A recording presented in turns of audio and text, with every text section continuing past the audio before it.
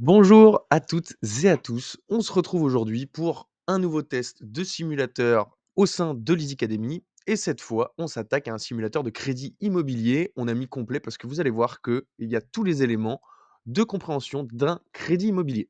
Alors, on va commencer simplement par remplir toutes les informations qui vont être requises dans ce simulateur. On va nous demander le prix du bien qu'on achète. Donc là, dans notre cas, on va prendre un bien qui coûterait 150 000 euros.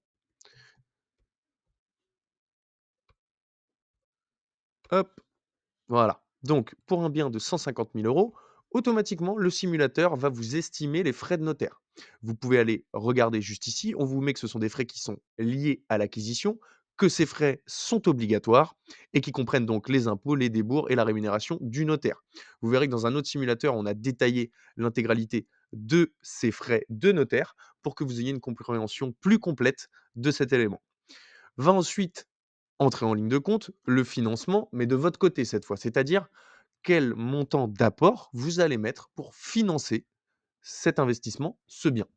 Dans notre cas, et c'est toujours comme ça, sachez que la banque demande à minima 10% du prix du bien en général en tant qu'apport personnel. Donc dans notre cas, prix du bien 15 000 euros, 150 000 euros, donc les frais, l'apport personnel de 10%, pardon, correspondrait à peu près à 15 000 euros.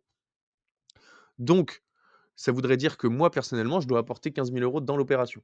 Se rajoute à ça des frais de dossier, des frais de garantie. Alors, frais de dossier, c'est tout simplement, alors on vous l'a mis en plus, hein, comme ça, c'est tout à fait clair, mais c'est les frais perçus par la banque pour l'étude et la mise en place de votre dossier de prêt. Il y a un humain qui travaille derrière et pour ça, eh bien, effectivement, il faut le payer. Et ensuite, vous allez retrouver les frais de garantie. Frais de garantie, qu'est-ce que c'est? C'est une somme que la banque vous demande pour se protéger contre le fait que potentiellement vous ne la remboursiez pas. Dans ce cas-là, vous allez avoir soit des cautions, soit une hypothèque, soit un PPD. Et dans ce cas-là, eh bien, vous avez un montant à payer. Si c'est par exemple une caution, vous versez là, dans notre cas, 2 500 €, mais à la fin du prêt, si vous avez totalement remboursé et que vous n'avez jamais eu de problématique sur votre prêt, vous récupérerez tout ou partie de ce fonds de garantie. En moyenne, actuellement, on est à peu près à 75 de récupération. Ensuite, eh bien, vous arrivez à la partie assurance emprunteur. Là, ça dépend de votre âge. C'est pour ça qu'on vous a mis des échelles en fonction de votre âge pour avoir une moyenne de ce que sont les taux d'assurance emprunteur par rapport à votre tranche d'âge. Effectivement, bon, dans mon cas, moi j'ai 31 ans, donc on va prendre hop, notre assurance emprunteur correspondant entre 30 et 40 ans.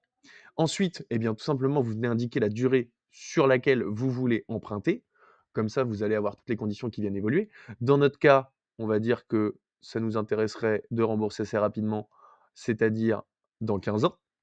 Le taux nominal, ici, on a un taux qui est, indiqué, mais en fonction, eh bien, vous pouvez vérifier aussi, sur internet et sur les différents taux qui vous sont proposés. Imaginons qu'en ce moment, on puisse trouver des taux qui sont à peu près de 3,5.